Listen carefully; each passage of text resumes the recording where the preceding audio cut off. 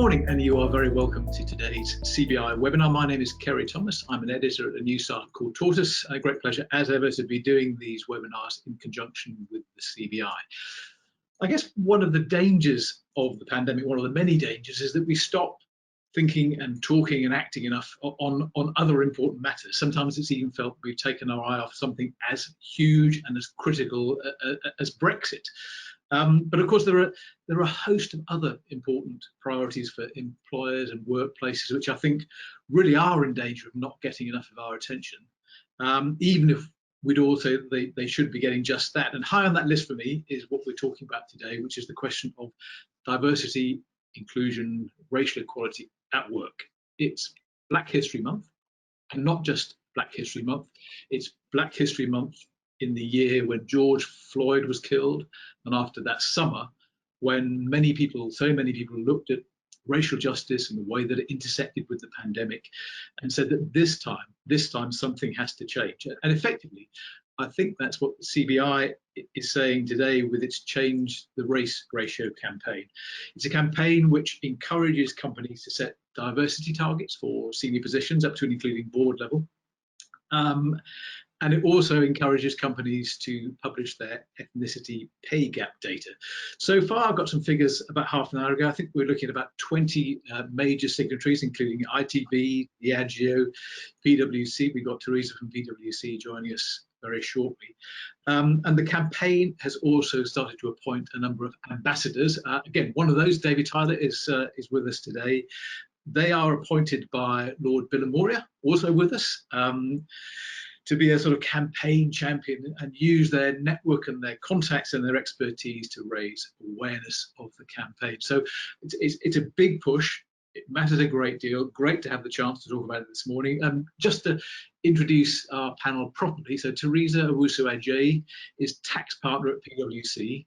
Lord Billamoria, Karen Billamoria, will be familiar to many of you, President of the CBI, Chancellor of the University of Birmingham, founder of Cobra Beer.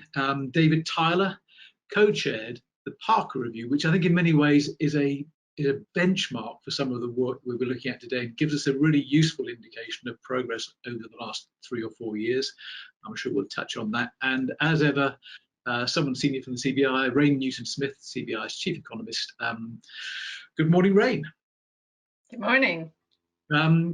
Listen, I should say, I think you probably know the drill by now, but of course, the thing we want most of all on this call is to have your questions, your comments, your observations on Change the Race Ratio, your experience of dealing with diversity in senior positions at work. Do send a question in. The question button will be there somewhere on your screen. And if you want to put a question in anonymously, then just write anon at the top of the question, and we will deal with that in confidence. And anything practical that we can't deal with in the next 45 minutes, I know the CBI will try to answer after the event. But Rain, before we get into the substance of today's topic, we always like to just begin with a quick run around the houses on latest political and economic developments. What's caught your eye in the last 7 days or so?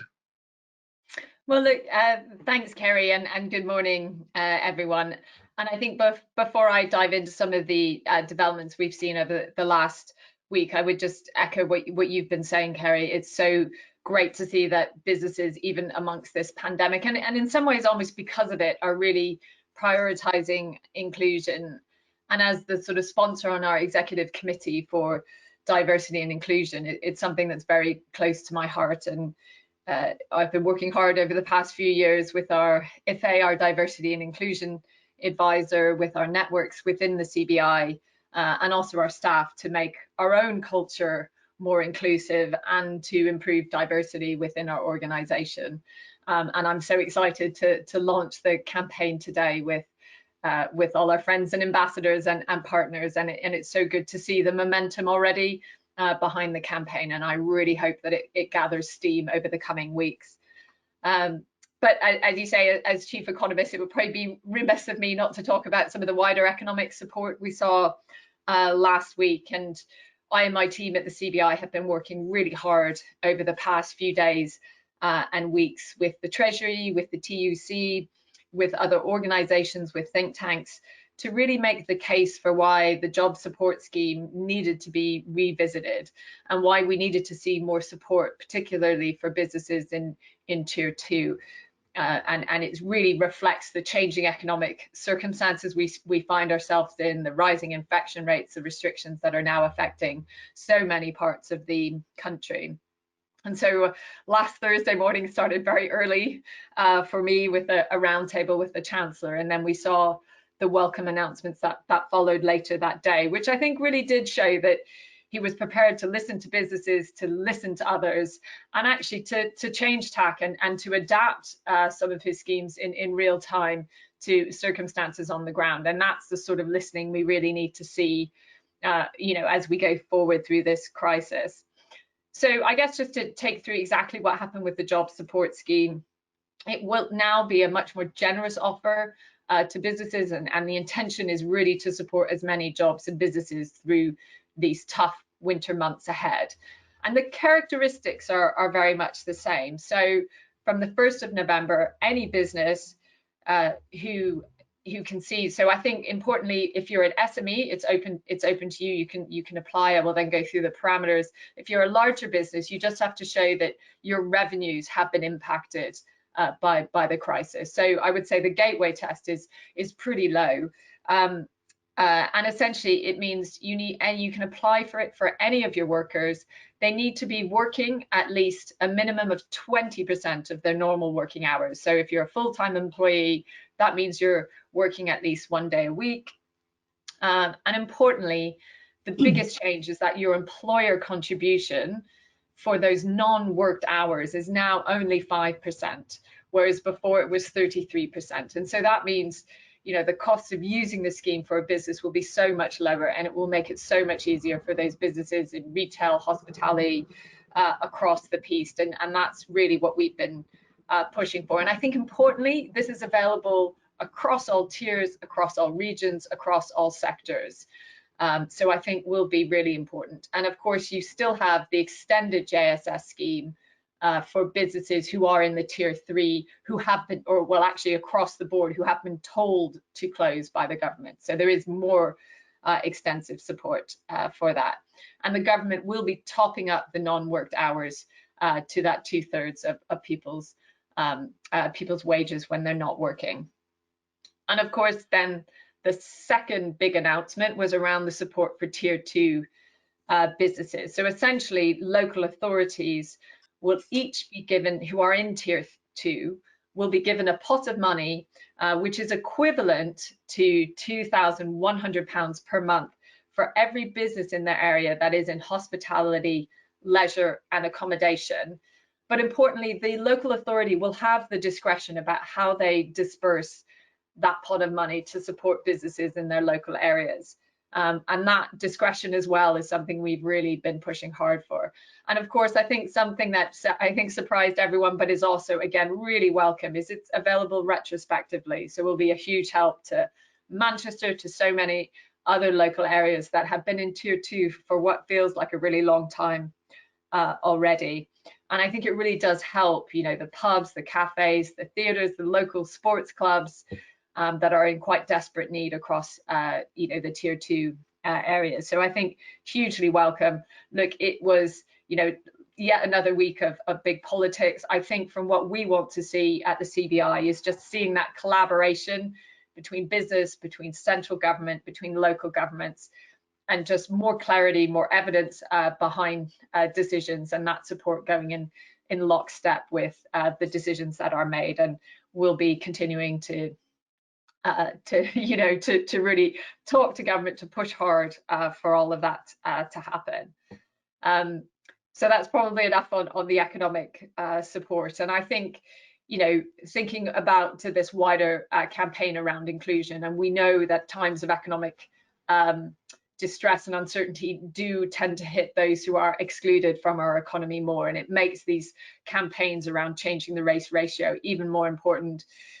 It's something we've really been championing it. We've been one of the very early supporters of ethnicity pay gap reporting. So it's great to see that this really important issue is being discussed today, and I'm keen to hear from all our panelists on this as well.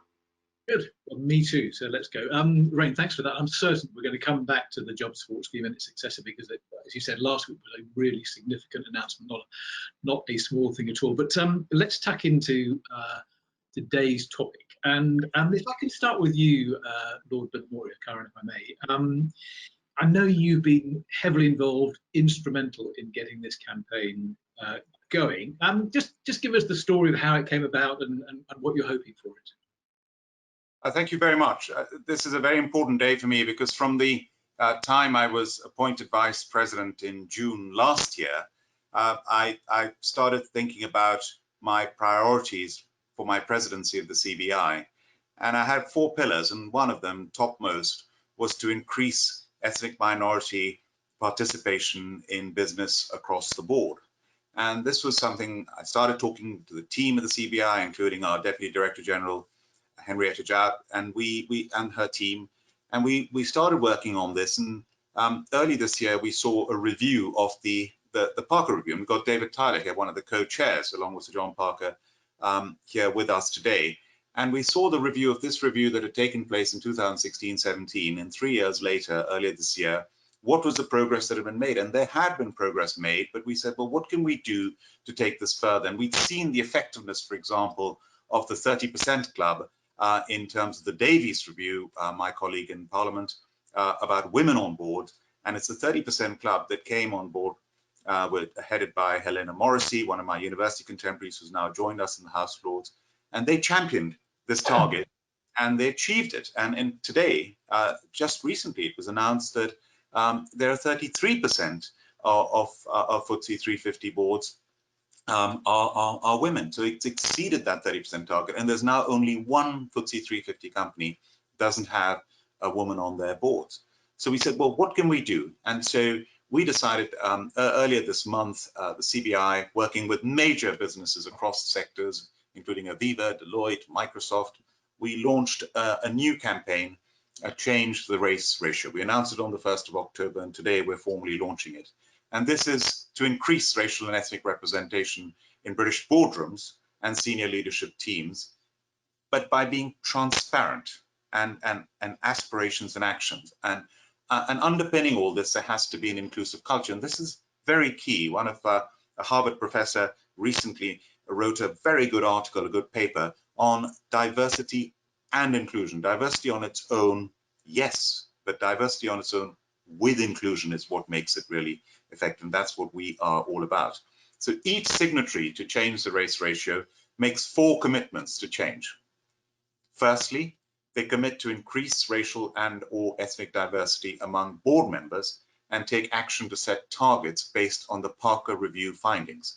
So the Parker Review said for FTSE 100, you commit to 1 ethnic minority member by the end of 2021.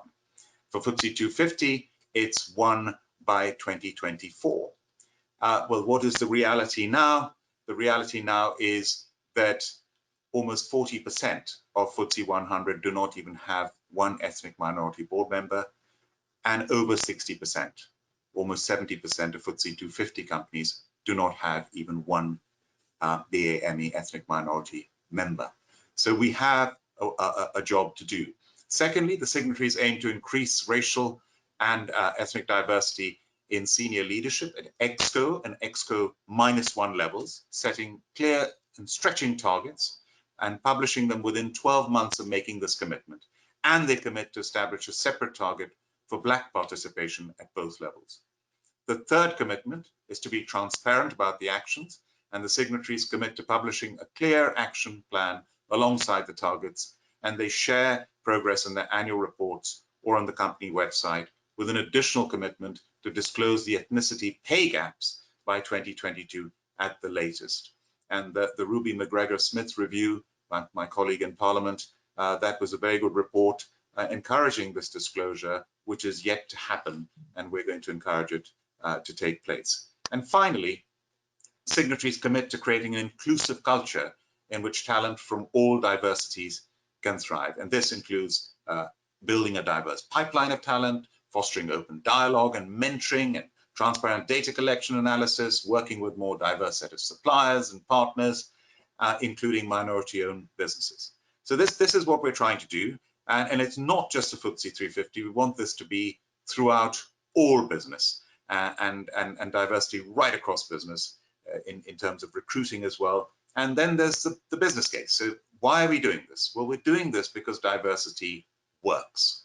And a McKinsey report recently showed very clearly, it demonstrated that the top quartile of firms which embrace ethnic and cultural diversity within their leadership outperform those in the bottom quartile by 36% in profitability.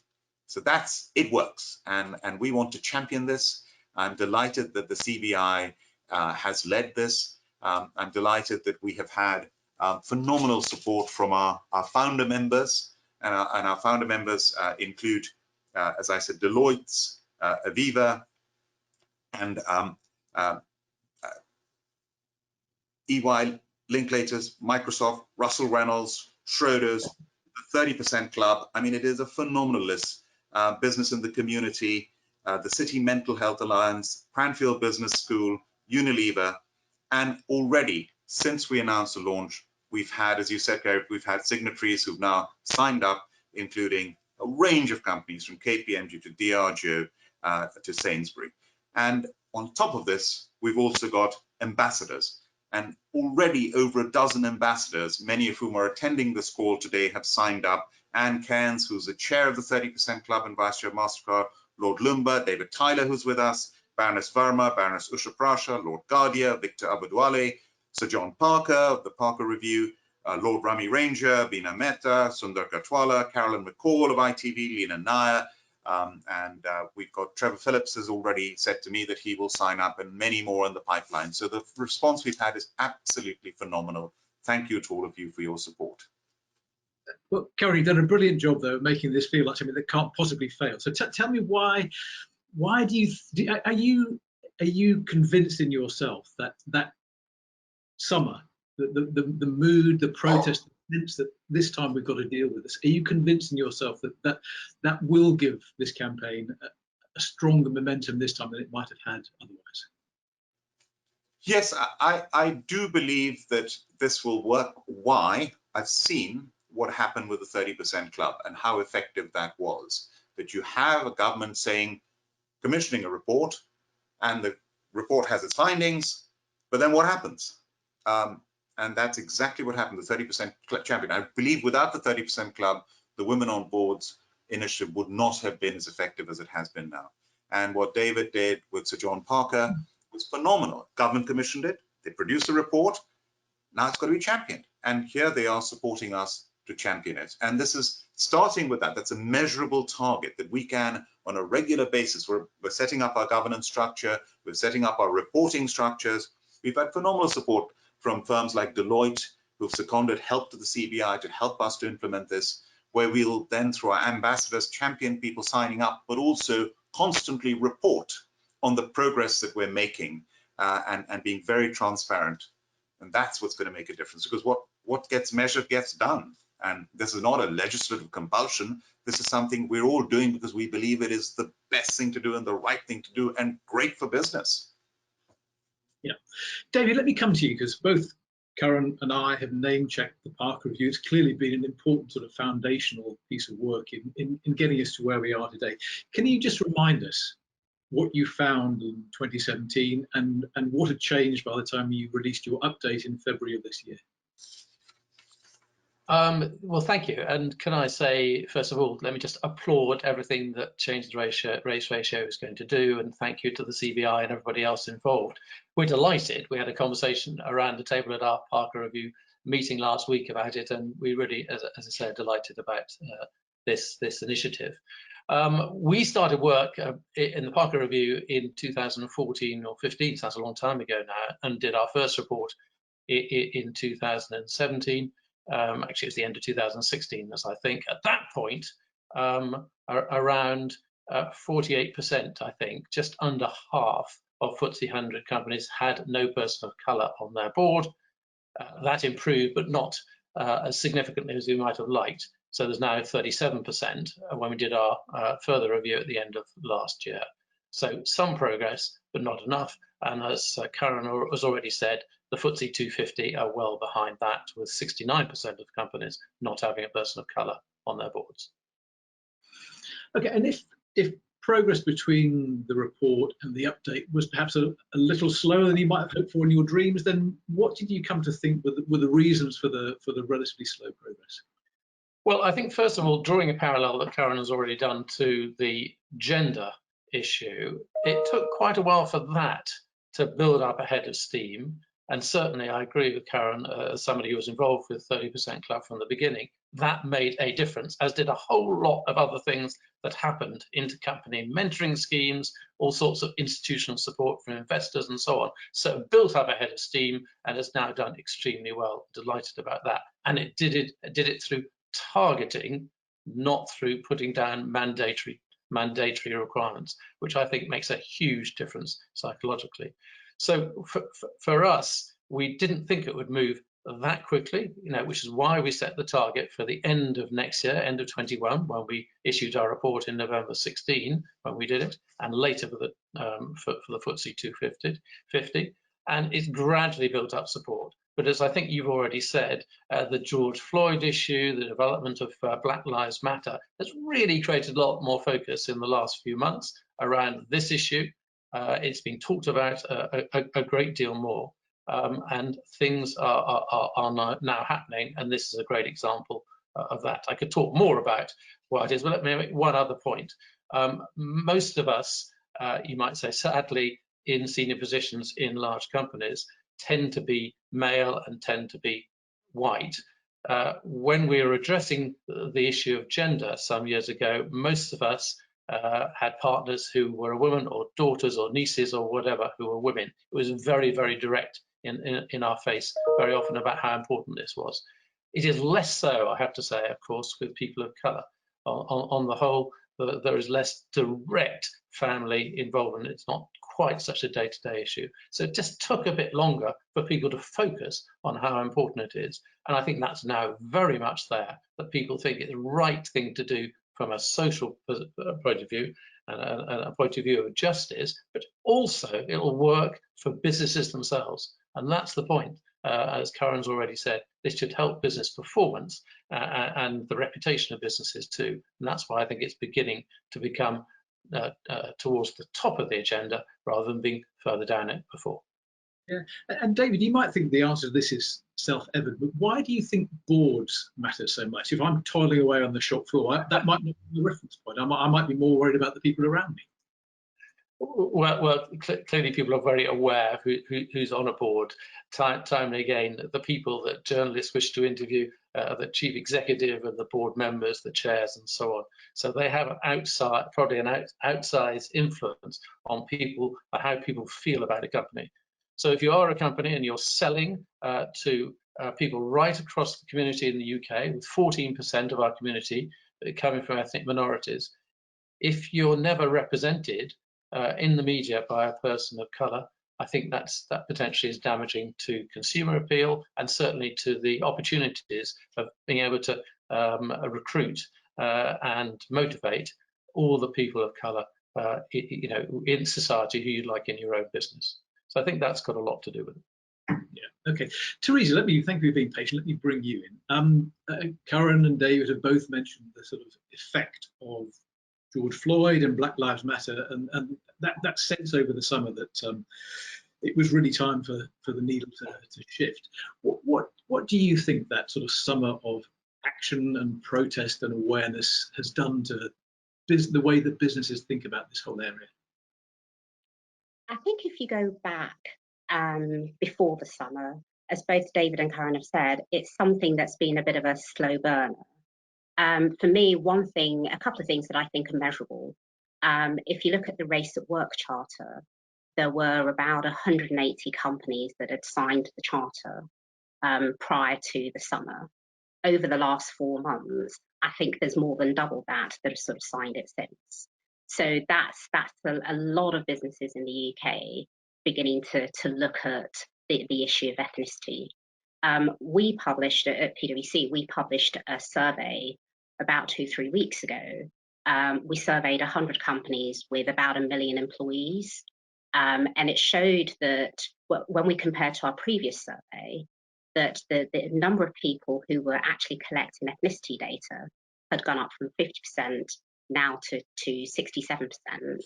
And the number of people planning to publish ethnicity data had gone up from just 6% when we first did the survey to the recent one, 23%. So for me, you can only kind of trace that back to real sort of people focused really on the issue, and it actually being a CEO agenda and CEO sort of discussion point and a priority for board members as well. Okay, and Teresa, I wanted to ask you particularly about Lord Villamoria mentioned transparency as a key pillar of this initiative. I know that PwC has published its ethnicity pay gap data, which is an initiative that people worry about in advance, that it's a bit of a blunt instrument, that it's not as simple as a gender pay gap data initiative. What's been your experience of pulling together that data and publishing it? So it relates back to we had a plan for inclusion. So everything that Karen was saying earlier, I was sort of nodding away furiously and delighted to hear everything, because that's the plan that we put together 5 years ago. And then 3 years ago, we decided to really kind of grab the bull by the horns and publish our ethnicity data.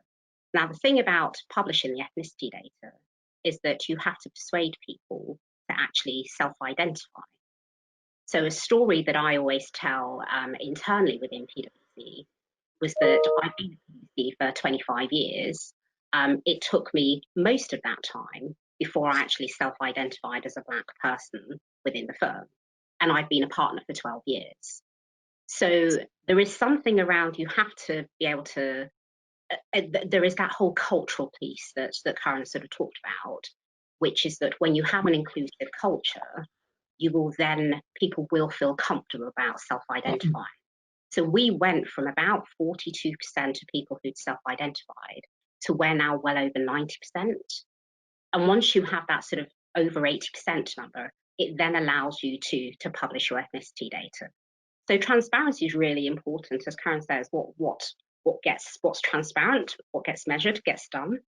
Was it uncomfortable?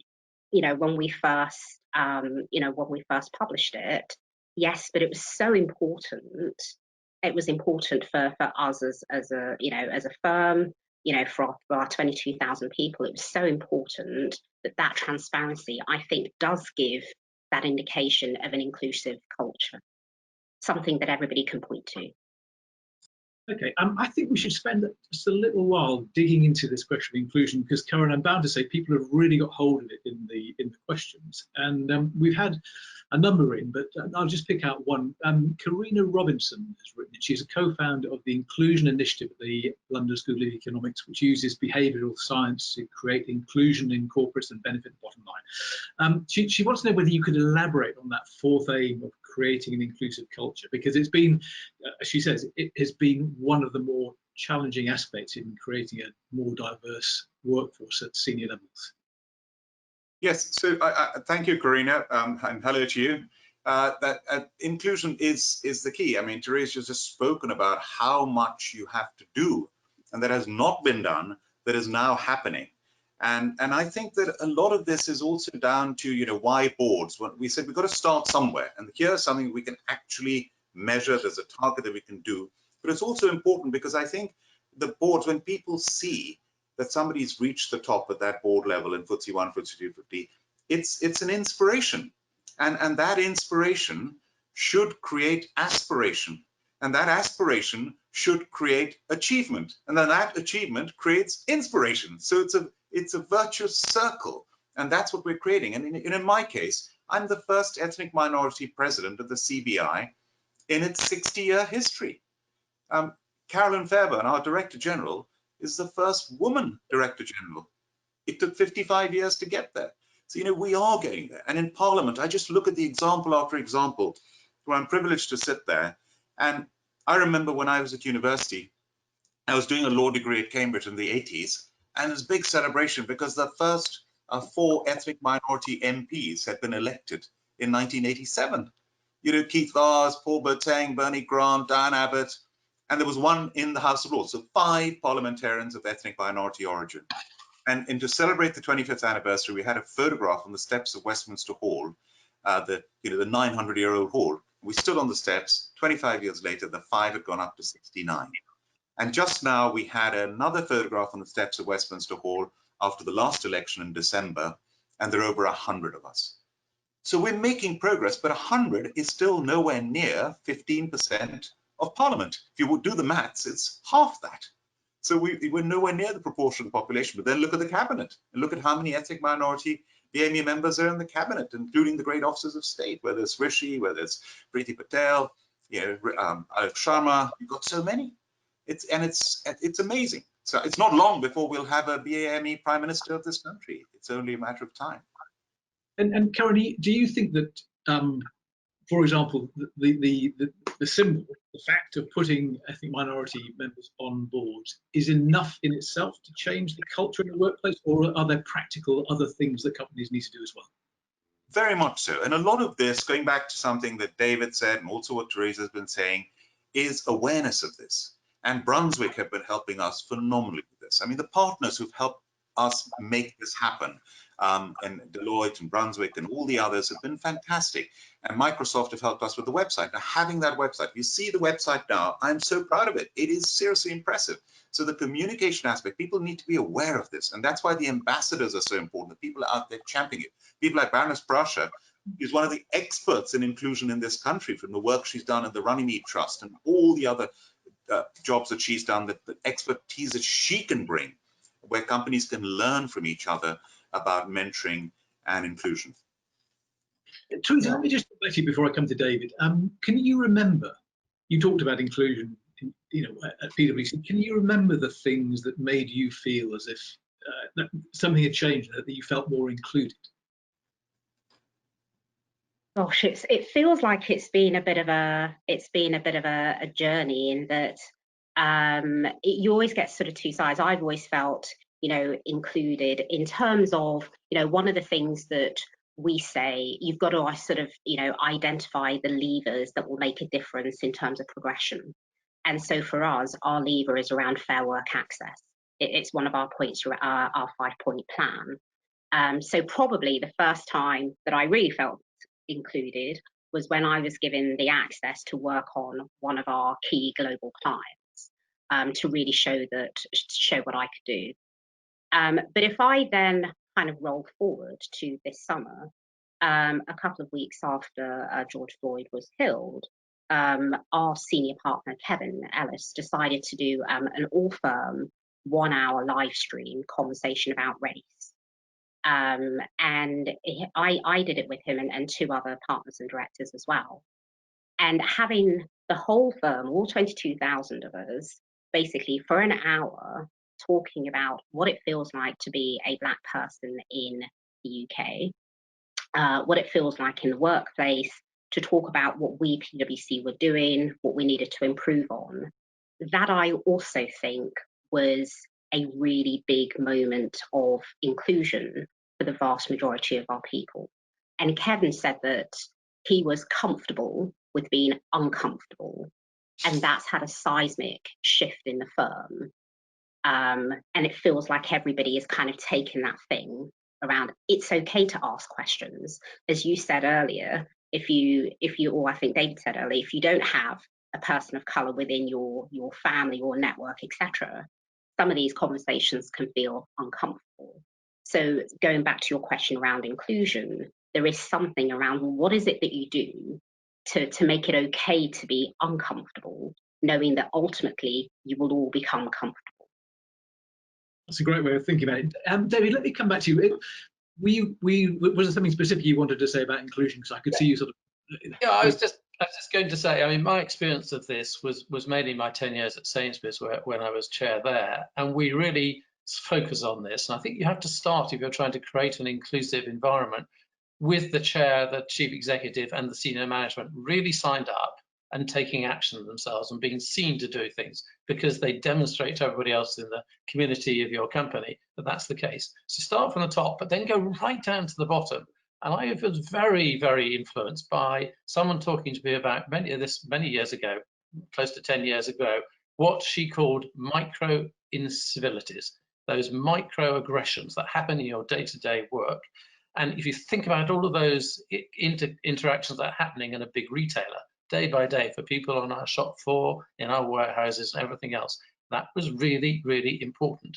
And it was a matter of actually saying to people, we have no tolerance for those sorts of bad behaviors, and actually explaining to people about it. I remember we had these inclusion weeks where the whole focus of our colleagues that week were about individual things. We had what we called a Beyond a Joke campaign week, and just explain to people that what one person might seem as just simply harmless banter can be seen by another as really quite hurtful and insulting. And just getting those messages across and seeing that it's important for the chief executive or just the shop manager to feel that these have got to be stopped. That changes the culture. I think makes it much more possible for people from minority ethnic communities to do their best compared to an environment which was perhaps in the past a bit hostile to them.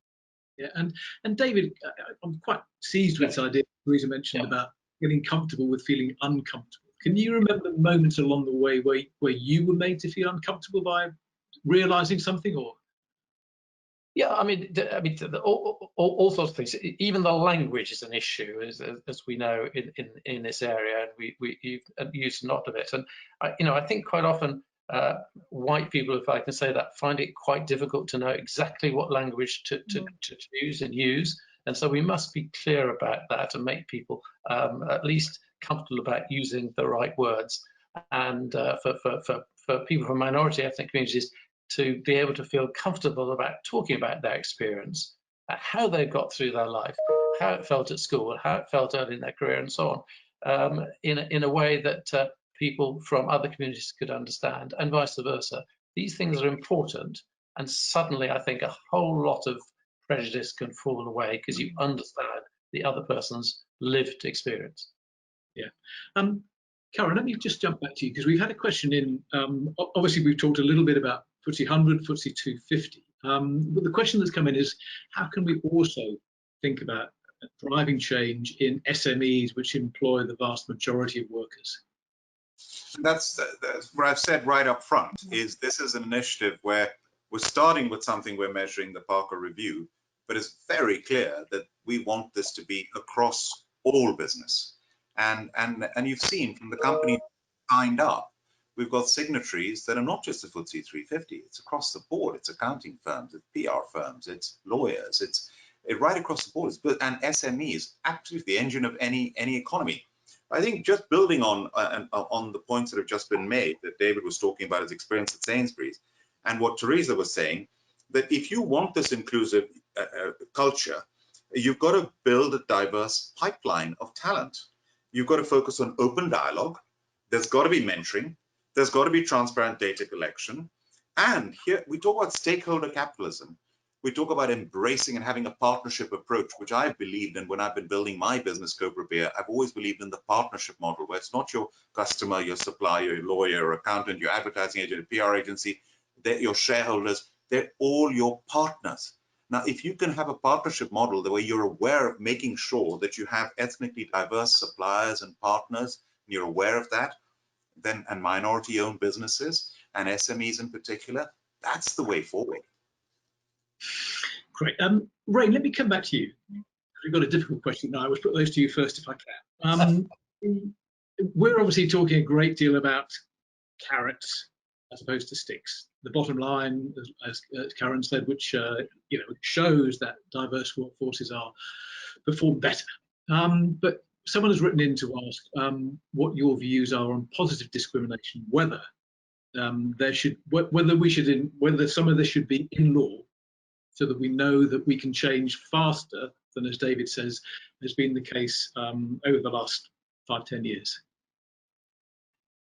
So I think, look, a few things. I think in terms of ethnicity pay gap reporting, that's something we've said, should absolutely happen for any company that's over 250 above. So that's something we've absolutely advocated in terms of policies. I think with looking at sort of board structures for the moment, I think it is best to look around targets. I also think it's a lot more motivational, and I guess it comes back to what we've been talking about building an inclusive culture. I want this to happen from companies from within, not being imposed from the outside. And so I think there is something important about having targets. So I'd like to let this campaign run and see where we get to. But maybe, look, in a few years' time, if it doesn't work, if we don't see progress, maybe then we need to think about more stringent measures. And I guess if I could add a little bit to some of the conversations we've had, I think thinking how it works in smaller companies is something we thought was important. That's why, we're only a business of around 250, but we thought publishing our own ethnicity pay gap and going through that process was really, really important. And I think part of it is letting people understand why you're collecting the data. What are you trying to do? What's the purpose behind it? Why you want to use this to create a more inclusive conversation, and also having those toolkits, those ways in which you can have conversations about race at the workplace. And I really do like what Teresa was saying about being comfortable with being uncomfortable. It is uncomfortable. I've certainly had to get used to language, having conversations, and I do think the business in the community have a great toolkit to help people talk about race in the workplace. We've adopted some of that within our own organization, but I think it's also really talking to the staff you have in your own business, listening to their voice. So yeah, you're really hearing what they're saying and giving them platforms to have those conversations. Okay, Teresa, let me just put the same sort of thought to you. Based on what you've seen in your career, are you happy that sufficient progress can be made through a sort of encouragement and through the kind of campaign the CBI is launching today? Yeah, absolutely. I think that people get emotional around positive discrimination and targets because they confuse targets and quotas. So for the last 5 years, we've had targets, and targets, again, what's there as a target is measurable and gets done. It doesn't mean that it's positive discrimination. It just means that it enables people to reflect and think, am I doing the right thing? When you look at our numbers. So for me, it is around building that inclusive culture first, really listening to your people. And that will then, but at the same time, having those targets all the way through the business, which is what we have, will actually then help you within that culture do the right thing. Right. Look, amazingly, the time has run away with us. We're out of time. But Karen, let me just give the final word to you before we go. If I'm listening to this and thinking, what should I do today? What should I do today? Well, thank you so much to all of you. Thank you, David and Teresa, for the fabulous input and your support. And Rain, of course, our chief economist, thanks for everything. And to all of you attending. This is, firstly, if you haven't signed, we've got the example set from our founding members and the ones who've signed up just within weeks. Please sign up to this. Whatever your business, whatever the size of your business, please do that. Because diversity makes sense. We're going to do the right thing. It'll make an impact. It makes business sense. And here's the other thing. This is a global initiative. We want to actually have this as a global initiative that can work anywhere in the world. Change the race ratio can be applied anywhere in the world, and we in Britain here can lead the way. And finally, let's do this together. Let's all work together. And I'm just so grateful with the amazing support we've had right from the get-go and right that we're having today. So thank you all for your support, and I'm convinced that we will make a success and this will work and make a huge difference. Karen, thank you so much, David, Teresa, Rain, to all of you as well. It's been a really great discussion. Do join us for the next webinar, SME webinar, on Thursday morning, and then again on Wednesday as well. But thank you so much for joining us today.